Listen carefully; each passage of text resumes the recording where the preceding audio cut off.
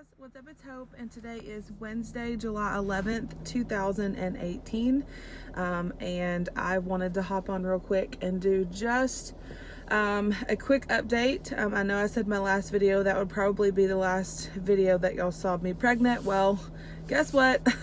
Still pregnant. I will be 41 weeks on Friday, and he is still very content and very happy where he is. He is still very high.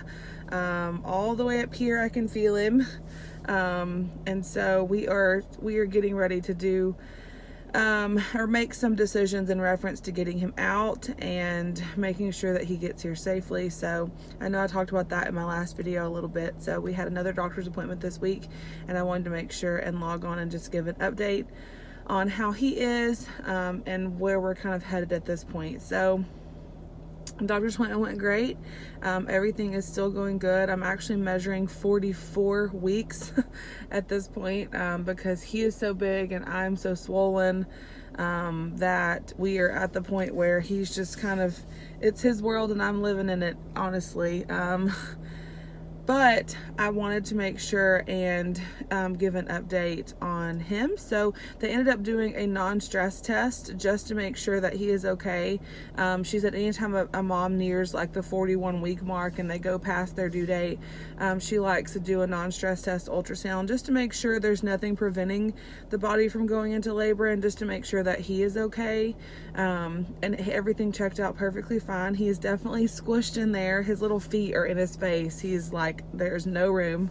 He's kind of balled up in a little ball. He is still head down. He's been head down the entire time. So it's not like he is not in position. My body is just not progressing. She checked me again, and it was still absolutely no progress, no dilation whatsoever. And then my cervix is about 80% effaced, but she said that's how it was last week. And so there's just been no change, no progress. And so she said at this point, whenever a mom nears 41 weeks, we really have to start getting a game plan on how we're going to get him out. And so I know I talked about last week just kind of weighing our options and seeing what would be best for me in my specific situation. And she definitely felt like, in her professional opinion, just because of how my body is not progressing, that we would probably end up with a really long labor. And because he is so big, he's nearing 9 pounds at this point, and estimated obviously, that she's concerned that we would end up having to have a C-section in the end anyway. And she said, you know, obviously that's the most stressful on the baby, that's the most stressful on the mom, but at the end of the day, it's obviously my decision. If I wanted to try to have him naturally or vaginally, we can definitely try that. We tried the cervical ripening last week. I told y'all, I think, about that in the last video. It did not work. Nothing happened, nothing progressed, nothing changed. And so he's just really content in there. And you know, obviously when we got closer to the end, my biggest fear would be that, I mean, there obviously are a lot of fears, but in reference to labor, that we would, you know, I would have to labor like 40 hours or something crazy, and then we would still not progress anyway, and then end up having to have a C-section. So I'm just ready to get him here. We have waited so long for him, and I just want him to be safe, and I don't want this to be any more stressful than it has to be. And so we have decided to do a C-section.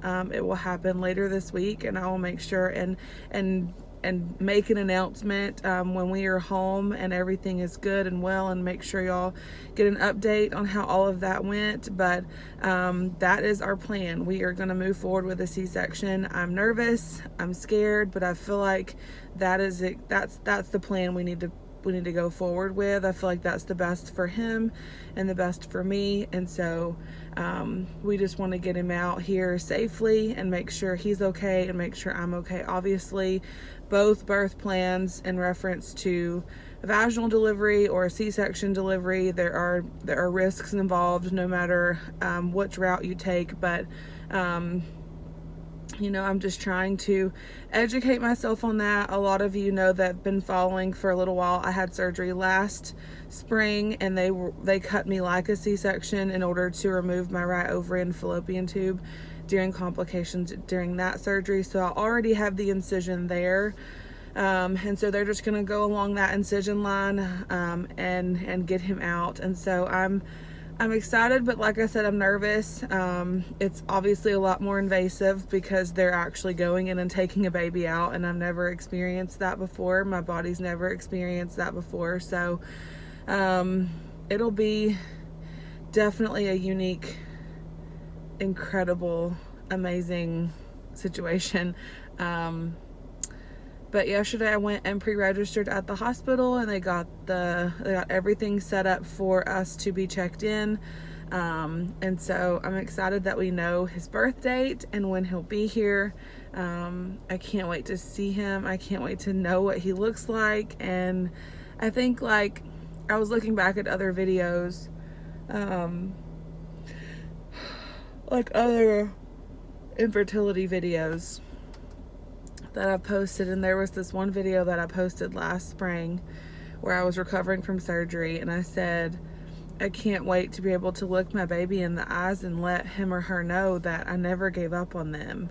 And I can't wait to do that. Like, there were so many moments and so many times that we almost did. Like, we almost just gave up. And if we had done that, he wouldn't be on his way. Like, he wouldn't be here. And I can't even imagine now. Like, we're so excited to meet him and have him be a part of our family. And you know, like, I find myself thinking about those things, like just those sacrifices that we made, everything that I've put my body through specifically just for the chance to have him. And here we are, days away from meeting him, and I just can't believe it. We're so thankful and so grateful. My husband and I were talking earlier just about, we have some friends that are going through IVF, and they've had 2 miscarriages. And I mean, just because you do fertility treatment and just because you do IVF or IUIs or whatever treatment you go through with, it doesn't mean it's going to work, and it doesn't mean it's going to spare you from heartache or loss. And we just feel so incredibly thankful and grateful that the first transfer we did worked, and we know that that's not the case for everyone who does it. And so I'm just finding myself in this very humbled, grateful place, and just trying to keep my mind in a positive place and think about when I'll be able to see him and hold him and kiss him and thank God for him when he is here. And I'm so excited. But it's not lost on me, just everything that we have been through just for the chance to have him. And so my mind's definitely thinking about that a lot. That's kind of where I'm at mentally. We have everything ready to go. My husband's going to put the car seat in the car tonight, just so it's in there and we're ready to go. I've got our bags packed. I've had those packed for like the last week because I thought he would be coming early, and he hasn't. But this will be my last video before I'm a mom, before he's here, before I know what it feels like to have a baby. And I'm so incredibly grateful and excited and nervous.